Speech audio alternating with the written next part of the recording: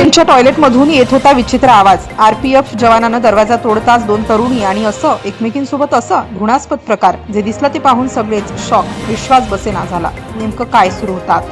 रात्र गडद होत चालली होती आणि ट्रेन प्रचंड वेगाने धावत होती. डब्यांमध्ये शांतता पसरली होती. काही प्रवासी गाढ झोपेत होते तर काही मोबाईलवर व्हिडिओ पाहत होते. बाहेर अंधार दाटलेला, आत मंद लाईट, सगळं काही अगदी नेहमीसारखं वाटत होतं. पण या शांततेतच एक अशी गोष्ट घडत होती जी पुढे संपूर्ण डब्याचं वातावरण बदलून टाकणार होती. एका टोकाला असलेल्या टॉयलेट जवळून जाताना अचानक एक विचित्र आवाज कानावर पडला. सुरुवातीला तो फारसा स्पष्ट नव्हता, पण त्यात काहीतरी असामान्य होतं. जणू कुणीतरी आतून हालचाल करतंय, काहीतरी घडतंय, पण काय हे ओळखता येत नव्हतं. आवाज कधी मंद, कधी अचानक जोरात, त्यामुळे अधिकच संशय निर्माण होत होता. गस्त घालत असलेल्या जवानाचं लक्ष त्या आवाजाकडे गेलं. तो थांबला, पुन्हा ऐकू लागला. आवाज पुन्हा आला. आता तो अधिक स्पष्ट वाटत होता. काहीतरी चुकतं हे त्याला जाणवलं. लगेच तो टॉयलेटच्या दरवाजासमोर गेला आणि हलक्या आवाजात विचारलं, कोण आहे आत? पण आतून काहीच प्रतिसाद आला नाही. दरवाजा पूर्णपणे बंद होता. पुन्हा त्याने जोरात ठोठावलं तरीही शांतता. आता परिस्थिती थोडी गंभीर वाटू लागली, कारण आत कुणीतरी आहे हे नक्की होतं, पण ते उत्तर का देत नव्हतं. पुन्हा एकदा दरवाजा जोरात ठोठावण्यात आला. आवाज थांबला आणि काही सेकंद संपूर्ण शांतता पसरली. जणू आत जे काही होतं ते अचानक थांबलं होतं. ही गोष्ट आणखीनच संशयास्पद वाटत होती. बाहेर उभ्या असलेल्या काही प्रवाशांचं लक्ष आता तिकडे गेलं. लोक हळूहळू जमा होऊ लागले. सगळ्यांच्या चेहऱ्यावर प्रश्नचिन्ह. नेमकं काय चाललंय? कोण आहे आत? कोणाला मदतीची गरज आहे का? असे अनेक प्रश्न हवेतच फिरत होते, पण उत्तर कुणाकडेच नव्हतं. दरवाजा आतून लॉक असल्यामुळे आता परिस्थिती आणखी गंभीर झाली. काहीतरी चुकीचं घडतं हे स्पष्ट होतं. वेळ वाया घालवणं धोकादायक ठरू शकत होतं. त्यामुळे अखेर निर्णय घेतला गेला, दरवाजा तोडायचा.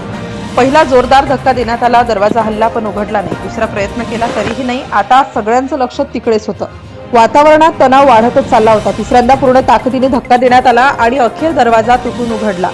दरवाजा उघडताच आज जे दृश्य दिसलं ते पाहून काही क्षण सगळे स्तब्ध झाले. कुणालाही लगेच काही प्रतिक्रिया देता आली नाही. जणू वेळ काही क्षणांसाठी थांबली होती. डोळ्यांवर विश्वास बसत नव्हता. काही प्रवासी मागे सरकले. काही जण आश्चर्याने एकमेकांकडे पाहू लागले. जवानही क्षणभर गोंधळून गेले. त्यांनी जे अपेक्षित केलं होतं ते अजिबात नव्हतं आणि जे दिसत होतं ते अधिकच धक्कादायक होतं. टॉयलेटच्या आतलं दृश्य पाहून सगळ्यांच्या अंगावर काटा आला. आत दोन लहान मुली होत्या. दोघीही प्रचंड घाबरलेल्या, रडत होत्या. त्यांचा तोच आवाज बाहेर येत होता जो सगळ्यांना विचित्र वाटत होता. त्या इतक्या घाबरल्या होत्या की त्यांना काहीच समजत नव्हतं. डोळ्यात पाणी, चेहऱ्यावर भीती आणि शरीर थरथरत होतं. पण काहीतरी सांगण्याचा प्रयत्न त्या करत होत्या, पण शब्द बाहेर येत नव्हते. क्षणात सगळं स्पष्ट झालं. कोणताही घृणास्पद प्रकार नव्हता, पण परिस्थिती खूप गंभीर होती. त्या दोघींना कोणीतरी तिथे बंद करून ठेवलं होतं हे समजताच सगळे हादरले. जवानांनी त्यांना बाहेर काढलं, त्यांना पाणी दिलं, शांत केलं, पण त्या इतक्या घाबरल्या होत्या की नीट बोलूही शकत नव्हत्या. त्यांनी फक्त एवढंच सांगितलं, कुणीतरी आम्हाला इथं आणलं. ही गोष्ट ऐकून सगळ्यांच्या मनात एकच प्रश्न निर्माण झाला, कोण आणि का? जर तो आवाज ऐकू आला नसता तर कदाचित ही गोष्ट कुणाच्या लक्षात आली नसती. त्या दोघी किती वेळ तिथे अडकून राहिल्या असते याची कल्पनाही करता येत नव्हती.